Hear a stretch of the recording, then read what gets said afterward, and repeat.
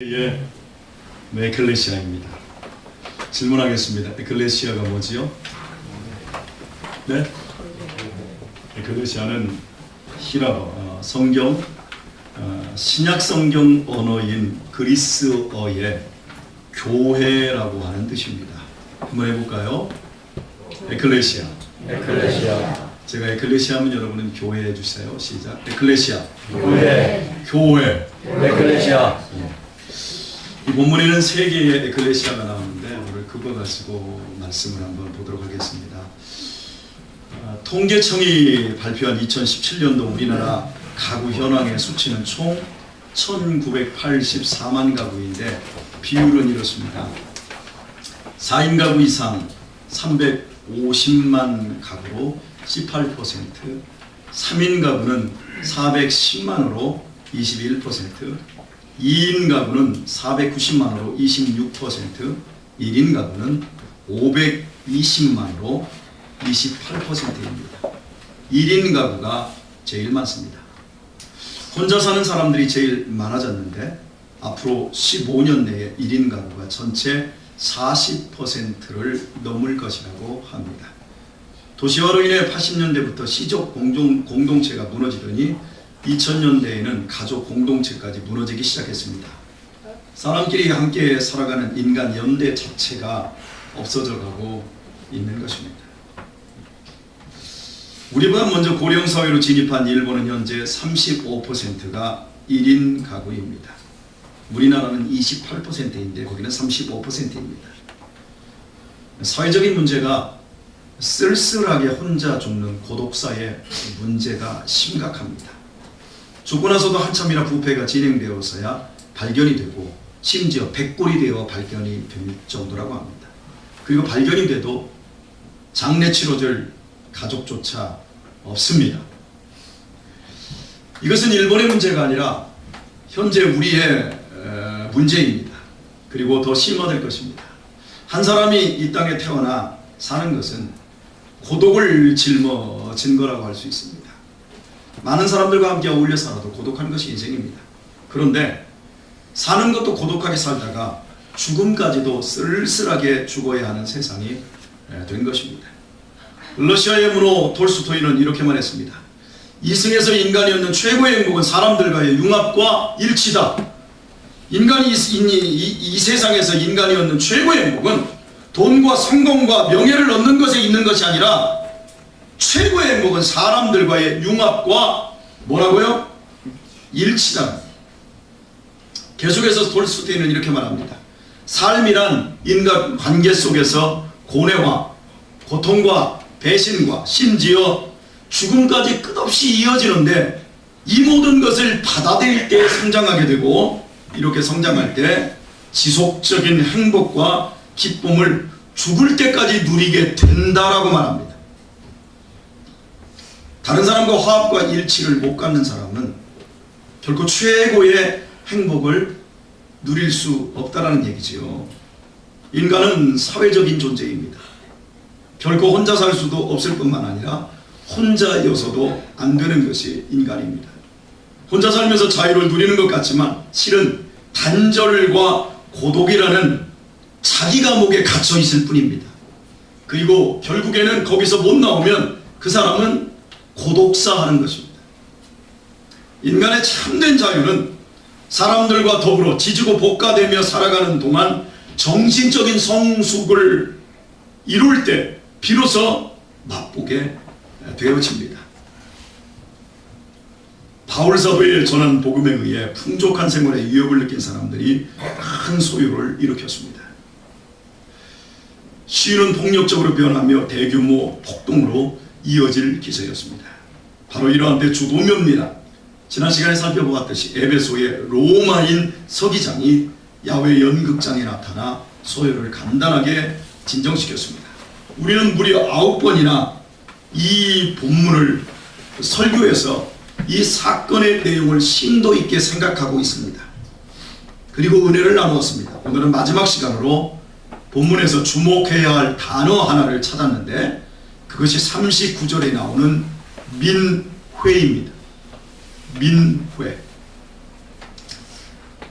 당시 민회는 정기적으로 열렸던 시의회로서 우리나라로 말하면 국회나 아마 국무회의 같은 이런 성질의 것 같아요.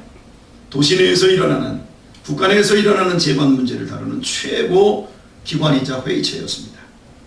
헬라어 원문을 보면 이 민회가 여러분이 잘 알고 있는 교회라는 단어와 같은 에클레시아로 기록되어 있습니다. 그러니까 우리가 알고 있는 에클레시아는 교회만 사용하는 고유명칭, 고유한 대명사가 아닌 이미 세상이 사용하고 있던 이름을 교회가 차용해서 쓴 것뿐입니다.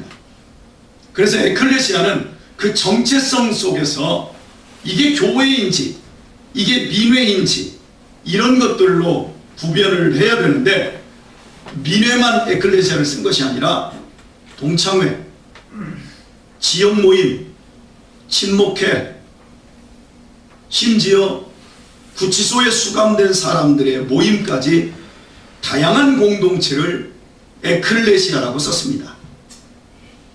그러니까 에클레시아 그러면 교회가 아닌 거예요. 에클레시아 그러면 로마와 히랍 사람들의 어떤 조직 공동체를 에클레시아라고 사용했다라고 우리가 얘기를 해야 돼요. 본문 41절에도 또 다른 에클레시아가 나옵니다.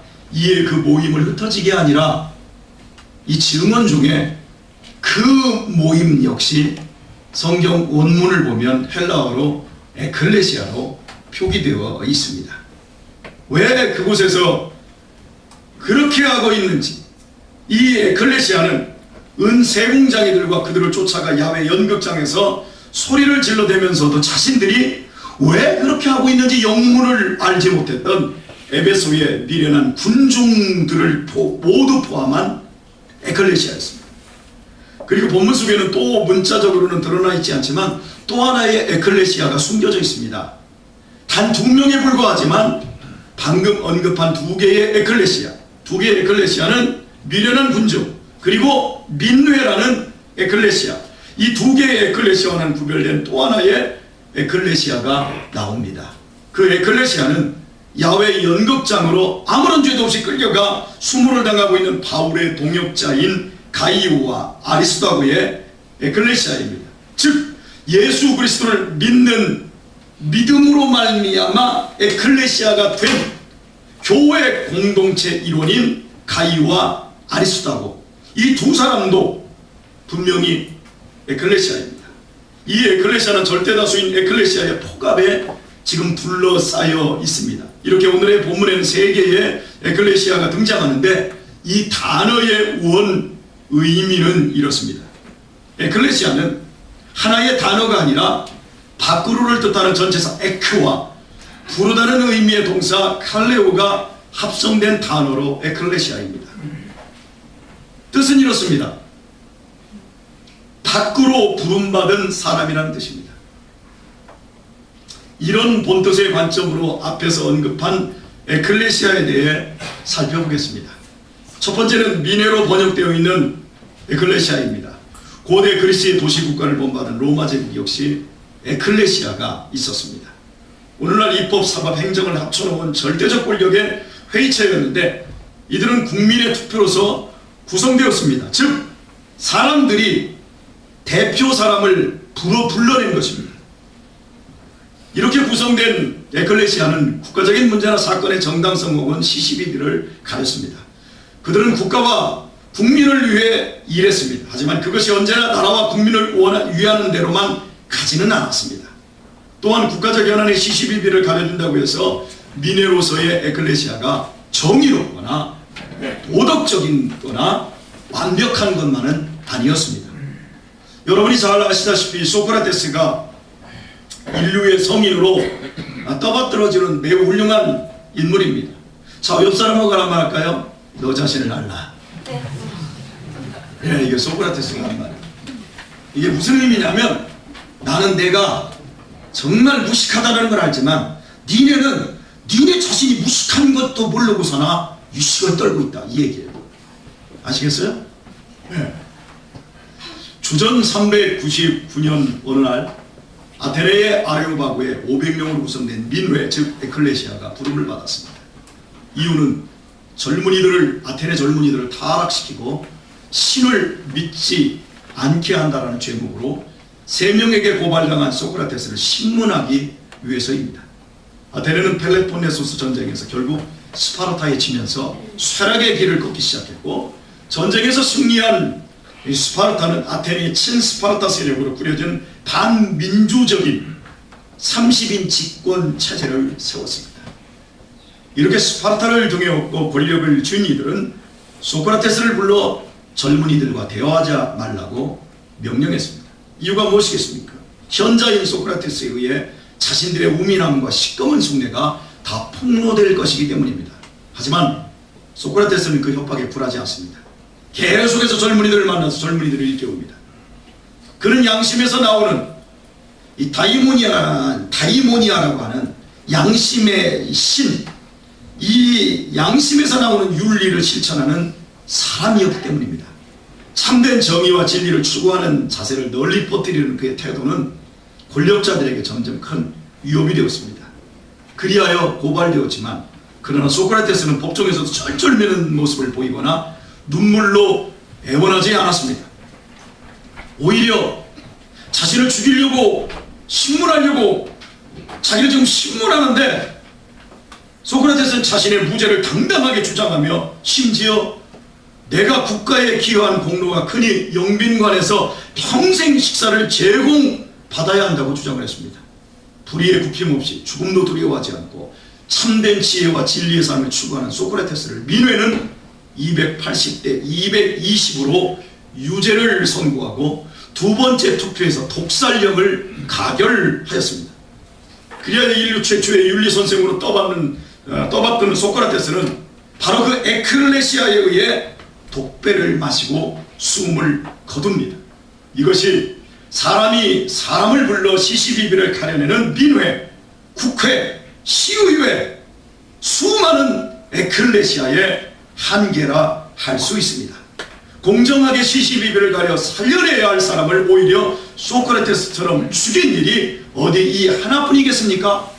소크라테스 이전부터 오늘에 이르기까지 전 세계는 민회라는 에클레시아로 부름받은 사람들의 모임을 통해 공정하지 못한 일들이 반복되었고, 그 속에서 얼마나 많은 사람들이 죽거나 혹은 고통을 당했는지 모릅니다. 이러한 민회의 오류와 부정은 지금까지 이어온 것처럼 앞으로도 끝없이 재현될 것입니다. 그리하여 민회라는 에클레시아는 사람을 살리고 시대를 복되게 하기보다는 도리어 부패와 부정의 온상이 될 것입니다. 두 번째는 41절에 데메드리오의 선동에 의해 운집한 그 모임으로 번역되어 있는 에클레시아입니다. 한 사람의 욕심과 불의에서 기인된 선동에 인해 작게 시작된 모임은 이유도 모른 채 커져 드디어 에클레시아가 되었습니다. 그들은 폭도로 돌변했음에도 자신들이 왜 거기 야외 극장에 있는지, 자신들이 무슨 말을 해야 하는지 모르는 미련한 군중의 집합지였습니다. 그리고 2시간 동안 떠들고만 있습니다. 그들은 야외 연극장에 나타난 행정관의 출동에 의해 타당한 의견이 제시되고 적당히 위협하자 아무 일 없었다는 듯 뿔뿔이 흩어져 일상생활로 돌아갔습니다. 하지만 그 이후에도 그들의 삶은 여전했을 것입니다. 언제든 선동과 유혹에 의해 또다시 끌려다니는 주체성 없는 에클레시아로 살았을 것이 분명하기 때문입니다. 국토교통부가 지난 9월 21일 오전 10시 9.13 부동산 대책의 후속으로 수도권 내 신규 공공택지 30만호 확보 계획을 밝히며 서울은 17개 지역에서 3만 5천 호를 공급하는데, 그 중에 옛 성동 구치소 자리와 개포동 재건 마을이 택지 개발 자리로 공개되었습니다. 이 정책은 모두 부동산 과열을 막고 집값을 안정화시키기 위해서 국토부가 내놓은 특단의 조치입니다. 이제 우리 한 현재와 미래를 좀먹는 대한민국 안에서의 부동산 투기는 잡혀야 합니다. 집은 더 이상 투기 대상이 아니라 삶의 터전으로 되돌아가야만 합니다. 집은 자산이 아니라 보금자리여야만 합니다. 그래야만 대한민국의 미래가 있는 겁니다. 더욱이 젊은이들이 집을 마련할 수 없어 결혼도 하지 않고 아이를 낳지 않아 국가적인 미래가 앞으로 한 4, 50년 되면, 한 70년 되면 대한민국이 없어질 것이라고 하는 이런 논문들이 나오고 있는 이때 더 이상 국가적으로 이 부동산 투기의 문제는 좌시할 수 없는 일인 것입니다. 그래서 후속 대책을 내는 거예요. 이날 오후 옛 성동 구치소 주변의 주민들이 국토교통부로 몰려가 취소하라고 소동을 일으켰습니다. 그리고 거기에 문화센터를 지으라고 대문을 했습니다. 이유가 무엇이겠습니까? 자신의 지역에 임대 아파트 들어오면 부동산 가격이 하락하기 때문이라는 이유였어요. 그리고 거기에 문화센터를 지으면 부동산 가격이 올라간다는 것. 이날 발표가 나자마자 옛 성동 구치소 인근의 여러 아파트에서는 방송을 통해 우리 아파트 옆에 안 좋은 임대 아파트가 들어선다고 하는데 우리가 가만히 있어서야 되겠냐? 모여라! 꿈동산. 이런 선동방송이 있었다고 합니다. 대체 언제까지 우리들이 아기와 같은 극도의 이기주의자로 살아야 합니까? 함께 공유하며 함께 살아가는 세상을 만들지 않으면 우리의 다음 세대들은 어떻게 살 것 같아요? 지금도 이렇게 부모들이 나이 60이 넘어서 두 부모가 벌어도 대책이 없는 세상인데 깊이 생각하지 않고 이기심에 가득한 마음으로 몰려다니는 에클레시아가 할 수 있는 이 과연 무엇이 있겠습니까? 그저 자기 욕심을 채우기 위해 타인의 발목을 잡고 자신의 소중한 인생 역시 허망하게 망치는 일만 하고 있을 뿐입니다. 그런 에클레시아는 아무리 규모가 커도 세상의 혼란만 가중시킬 뿐 세상을 밝히고 밝히는 소금과 빛이 될 수 없는 것입니다. 마지막 에클레시아는 41절의 에클레시아 속에 감추어져 있는 가이오와 아리스도고의 에클레시아입니다. 십자가의 대속으로 당신의 에클레시아를 친히 세우시기 위한 주님은 이렇게 말씀하셨습니다. 두세 사람이 내 이름으로 모인 곳에 나도 그들 중에 함께 있느니라. 숫자나 크기나 덩어리로 얘기하지 않고 두 사람이 내 이름으로 모이고 두 사람이 내 이름을 부르고 두 사람이 내 이름으로 살고 두 사람이 단 두 사람이라도 내 이름을 따라 의를 행하며 사는 그곳에 내가 함께 해주겠다 이 말이에요. 아멘. 주님의 에클레시아는 단 두 명에서부터 시작되는 거예요. 아멘. 그러므로 가이오와 아리스도고가 비록 두 명에 불과했지만 그들은 틀림없는 주님께 부름받은 에클레시아였습니다. 분명 그들은 주님을 머리로 모신 교회였습니다. 바로 예수 그리스도를 우리의 구주로 고백하는 우리와 같은 교회 말입니다. 사람을 구원할 수도 없고 세상을 바로 세울 수도 없는 허울 좋은 사람들의 미래로부터 주님은 우리를 당신의 에클레시아로 불러내셨습니다. 세상의 현혹 혹은 선동과 세례에 의해 허망하게 멸망하고 있는 군중 집단인 에클레시아로부터 저와 여러분을 당신의 에클레시아로 불러내셨습니다. 아멘. 이는 사랑의 주님께서 우리에게 세상이 알 수도 없고 세상이 줄 수도 없는 영원한 생명과 복을 주시기 위해서입니다. 우리의 에클레시아 즉 교회는 세상 민회와 군중으로부터 부름받아 주님을 주인으로 보신 성도의 모임이 되었습니다. 이 에클레시아 안에서 하나님은 우리의 아버지가 되시고 그 능력 있는 보호와 생명의 풍성함을 누리게 됩니다. 아멘. 그렇다면 대체 주님은 우리를 어떤 자격으로 불러주신 것일까요? 대체 주님은 우리를 어떤 조건과 의의에 의해서 당신의 에클레시아로 부르신 걸까요? 우리가 주님의 에클레시아가 될 수 있음은 절대로 우리 자신의 의나 우리 자신의 자격으로 인함이 아닙니다. 우리는 우리 자신을 너무나도 잘 알고 있지 않습니까? 내 자신이 의롭기는커녕 석탄보다 더 검은 시꺼먼 속을 가지고 있지 않습니까? 빨아도 결코 없어지지 않는 죄의 때국물이 우리 안에서 내면에서 줄줄 흘러나오고 있지 않습니까? 그럼에도 우리가 삼위일체 하나님을 감히 우리의 아버지로 모시고 그분의 몸된 에클레시아로 살 수 있음은 하나님께서 예수 그리스도의 십자가 보혈로 우리의 죄를 씻어주시고 당신의 자녀로 불러내어 주셨기 때문입니다. 교회를 악랄하게 핍박하던 바울은 원래 사내들인 공회, 즉 민회에 속한 에클레시아였습니다.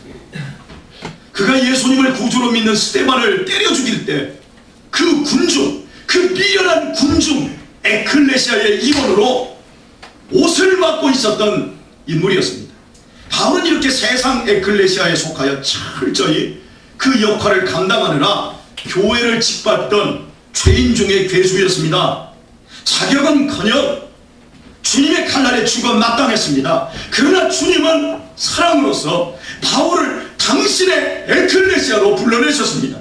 그리고 교회의 사도로 세우셨고 바울을 통해 지중해 전체의 복음이 증거되게 하셨고 오늘날 바울을 통해서 우리까지 이 복음의 에클레시아 안으로 들어올 수 있게 되었습니다. 참으로 놀라운 일이었습니다. 그 바울이 로마서 8장 28절과 30절에서 이렇게 말씀하고 있습니다. 우리가 알거니와 하나님을 사랑하는 자 곧 그 뜻대로 부르심을 입은 자들에게는 모든 것이 합력하여 선을 이루느니라. 아멘. 또 미리 정하신 그들을 부르시고 그들을 부르신 그들을 의롭다 하시고 의롭다 하신 그들을 또한 영화롭게 하셨느니라. 아멘. 우리 모두는 주님께로부터 부름받을 어떤 자격이나 어떤 공로를 가지고 있지 않습니다.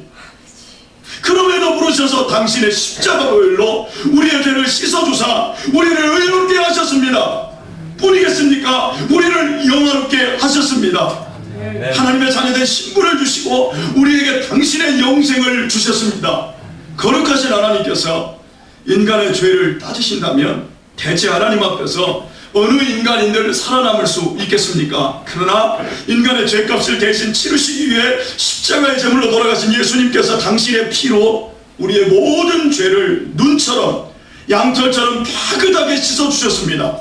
로마서 4장 25절에서 바울 사도는 이렇게 선언합니다. 예수는 우리 범죄함을 위하여 우리의 범죄함을 위하여 내어줌이 되고 또한 우리를 의롭게 하심을 위하여 살아나셨느니라.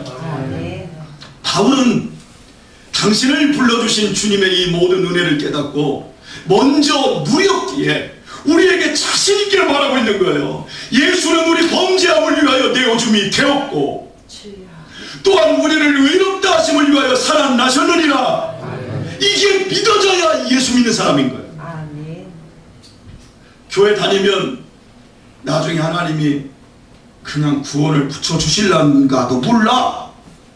헌금도 되고 그냥 아무것도 모르지만 교회 다니면 하나님이 나 그냥 천국에 들여보내실지도 몰라. 이거 예수 믿는 거 아니에요. 이거 자기 믿는 거지. 예수님은 우리 범죄함을 인하여 십자가에 내어줌이 되었습니다. 또한 우리를 의롭다 하심을 위하여 다시 살아나셨습니다.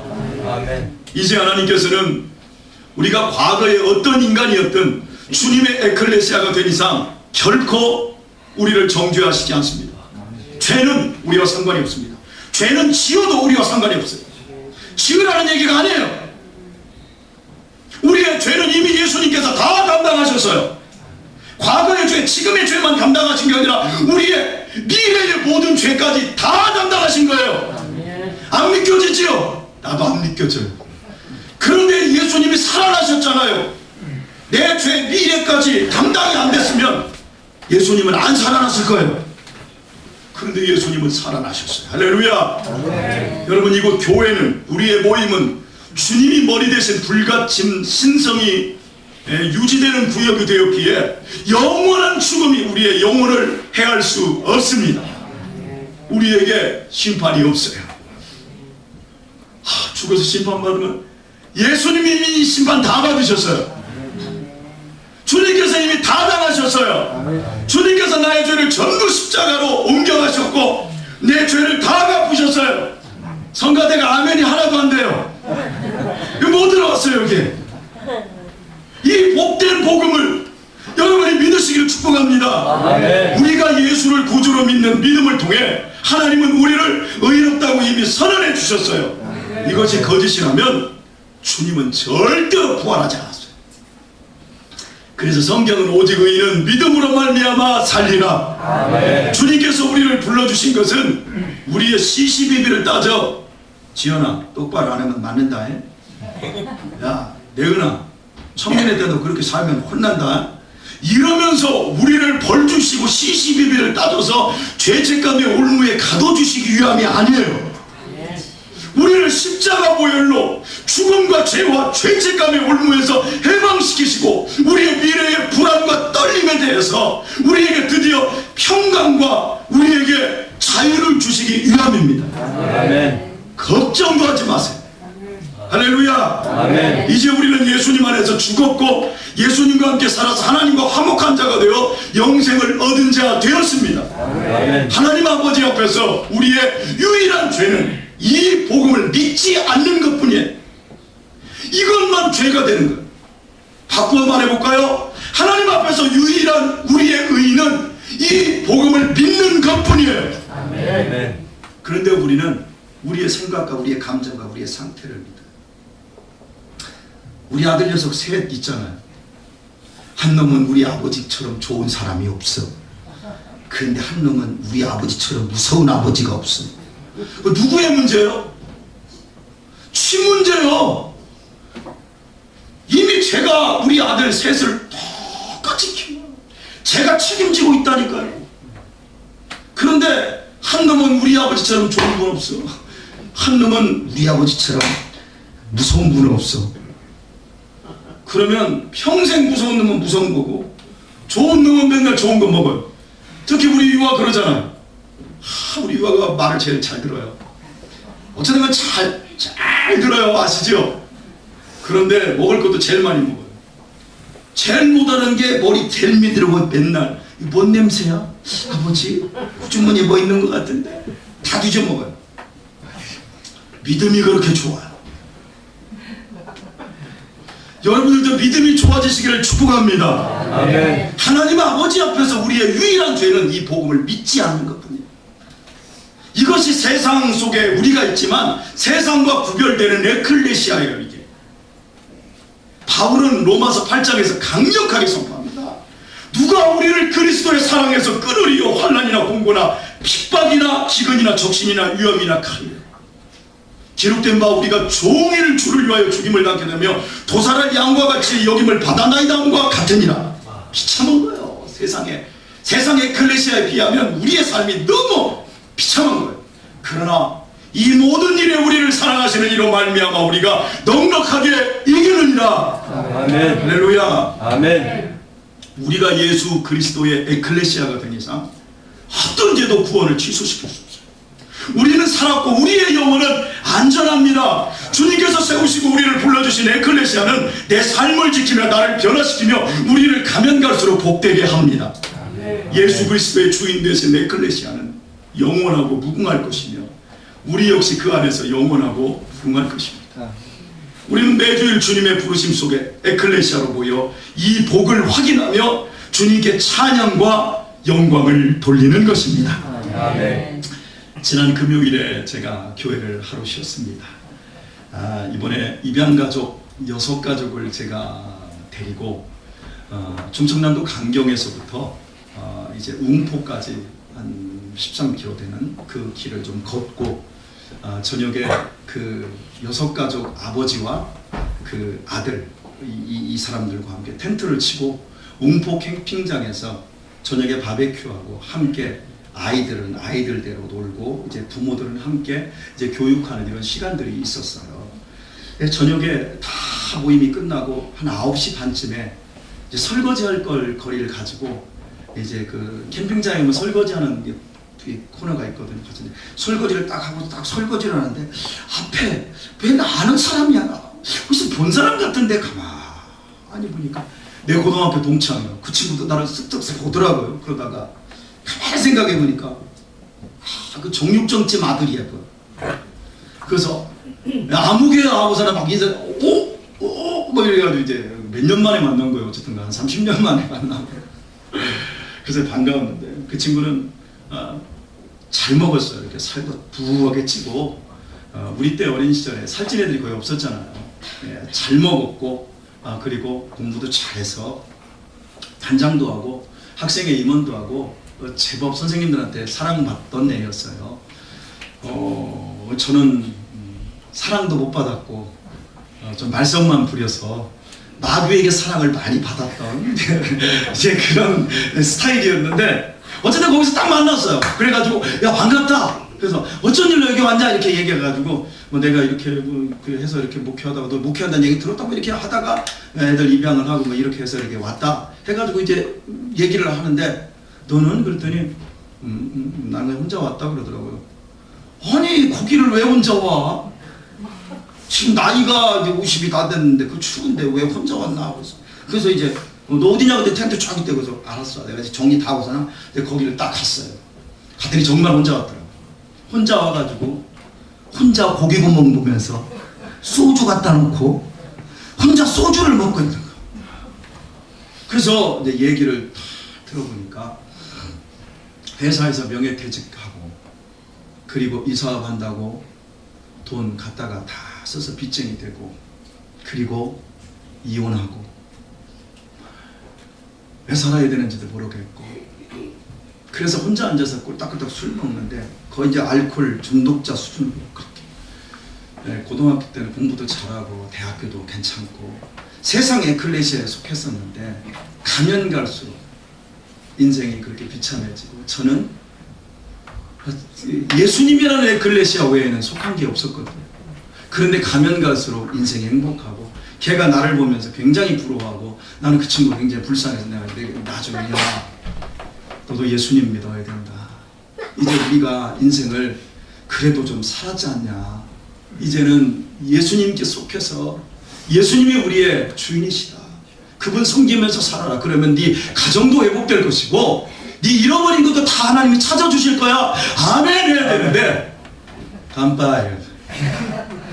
그래서 내가 무슨 사이다 하는 거야. 안 믿는 거야.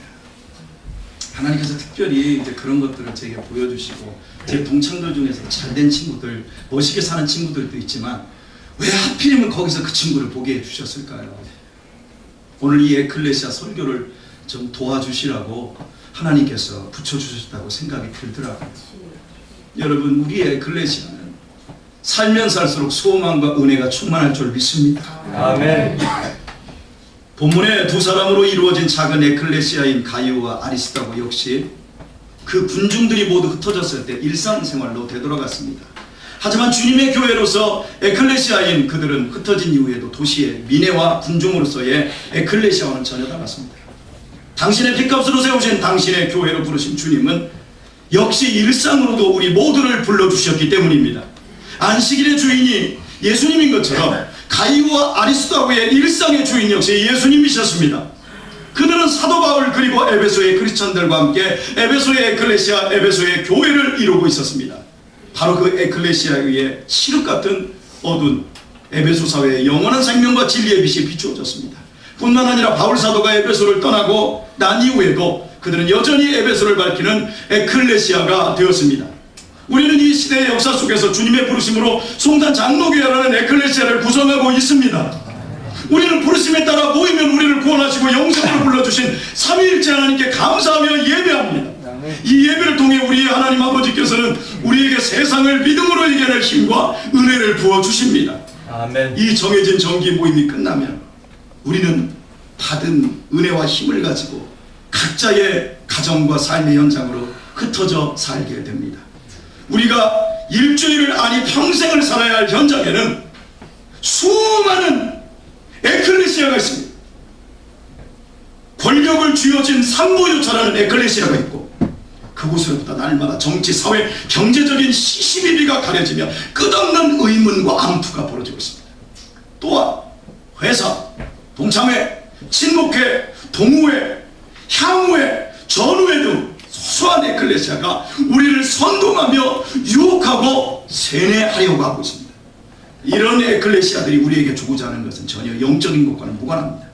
믿음을 북돋아주기는커녕 도리어 우리의 시간과 에너지를 낭비케 하며 우리의 믿음의 힘을 쏙 빼내려 합니다. 그러므로 우리 자신이 참된 에클레시아 됨의 여부는 이 예배당이 아닌 흩어진 이 우리의 일상의 삶을 통해 확인되는 겁니다. 오늘 우리가 이 예배당에서 예배를 드린 다음 일상의 삶으로 흩어져 일주일 내내 정치, 사회적인, 경제적인 시시비비에 휘말리고 온갖 선동과 유혹에 끌려다닌다면 우리의 에클레시아는 41절의 무지한 군중의 모임에 불과할 뿐입니다. 그런 에클레시아로는 자신을 지켜내며 세상의 소금과 빛이 되기는커녕 도리어 자기 자신은 물론 타인의 삶까지 갉아먹으며 인생을 허비하게 될 뿐입니다. 비록 우리가 오늘 이 예배당에서 예배를 드리고 나서도 우리의 일상의 삶으로 흩어져 월요일부터 토요일까지 우리를 불러내신 주님을 주인으로 모시고 살아간다면 세상이 아무리 어지러워도 우리가 사는 연장만큼은 새롭게 될 것입니다. 왜냐하면 그것이 주님이 우리를 불러주시고 주님께서 지켜주시고 주님께서 함께 하시는 참된 에클레시아이기 때문입니다.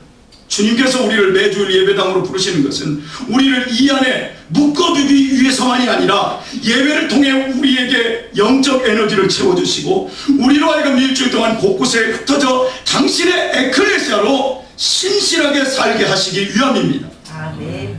우리가 그렇게 흩어져서도 에클레시아로 살아갈 때 우리 일상의 삶은 진리와 생명의 빛을 발하는 참된 송탄 장로교회로 엮어가게 될 것입니다. 아멘. 그러므로 저는 이 시간 여러분에게 묻겠습니다. 주일날이야 여러분이 송탄 장로교회에 속한 에클레시아라고 자부하지만 월요일부터 토요일까지 나는 어느 쪽의 에클레시아의 영향을 받고 삽니까? 나는 본문에 나타난 세 개의 에클레시아 중 어느 쪽에 가장 많은 시간과 가장 많은 에너지와 가장 많은 정성을 쏟고 있습니까? 또한 세 개의 에클레시아 속에 속한 사람들 중에 여러분은 어떤 사람들과 가장 깊은 관계를 맺어가고 있습니까? 그것을 확인하는 일은 간단합니다. 지금은 비슷해 보여도 시간이 지날수록 그것은 여러분의 삶으로 나타날 것이기 때문입니다. 여러분의 마음과 양심 속에 기쁨 혹은 슬픔으로 자리하든가 고독감 혹은 살면서 할수록 고독감 혹은 유대감으로 열매 맺어 나타날 것이기 때문입니다. 분이겠습니까? 죽음의 세월 속에서 인생 뒤끝으로 밀려갈수록 여러분의 인생이 허무해지고 소멸되는 것 같은 생각이 들든지 아니면 소망으로 그리고 더 많은 아름다운 열매로 맺어지는 것으로 확연히 구별되어질 것이기 때문입니다. 어느 쪽입니까? 여러분에게 주님께서 피값으로 세운 교회의 에클레시아는 있어도 그만 없어도 그만 때려쳐도 그만 그냥 해도 되는 그런 겁니까? 저는 오늘 참 감사하네요. 지난주에 우리 김경순 권사님이 오늘 못 온다고 제가 연락을 받았는데 못 오는 줄 알았어요. 그래서 귤 한 박스가 제주도에 가서 이번에 자녀들하고 환갑이라고 해서 자녀들이 여행을 시켜주시고 그래서 어제 귤이 2박스가 왔더라고요. 한 박스는 우리 먹으라고 하고 한 박스는 교회에서 오늘 내놓으라고 그래서 나는 오늘 귤만 온 줄 알았는데 여기 딱 앉아있네. 귤보다 더 반갑네요. 제주도에 가서도 우리 교회 공동체를 생각하고 귤을 보내오는 이런 아름다운 그 마음, 이게 바로 우리가 맺어가는 에클레시아의 열매인 줄 압니다. 아멘. 여러분들도 모두 이렇게 될 수 있기를 축복합니다. 아멘.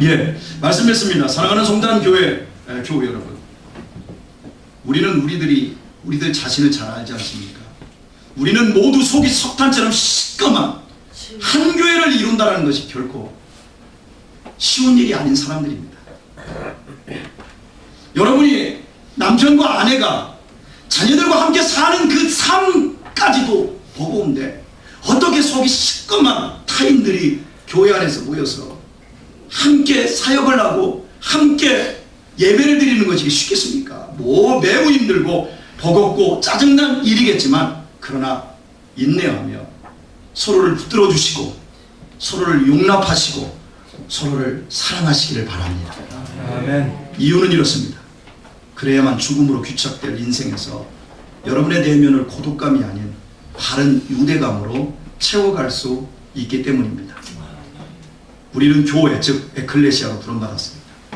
이제 우리 모두 주님의 그 부르심의 은혜에 응답하여 세상의 온갖 선동과 유혹과 재미에 좌지우지 당하던 미련한 군중의 모임에 마침표를 찍도록 하십시다. 내 은이 아멘. 그리고 예수 그리스도를 우리의 주인으로 모시고 살아가는 참된 에클레시아가 되십시다. 아멘. 주일마다 예배당에 나와 우리를 불러주신 주님의 은혜와 능력으로 채움받고 세상으로 흩어져서는 우리 일상의 삶 속에서 우리 각자가 소크라테스보다 더 강력한 이런 믿음의 사람으로 살아갈 수 있기를 축복합니다. 아멘. 그리한다면 우리가 비록 보잘것없고 미미할지라도 우리를 불러주신 주님께서 당신의 에클레시아인 우리를 통해 우리가 상상하지도 못했던 당신의 놀라운 섭리를 이 시대와 가정 속에 펼쳐주실 것입니다. 이 복된 은혜를 함께 모여서는 찬양하고 흩어져 살아갈 때는 삶에서 누리는 우리 여러분 되시기를 주의 이름으로 축원합니다. 아멘. 기도하겠습니다. 기도가 아니고요, 찬양부터 하겠습니다. 사랑하는 나의 아버지, 이름 높여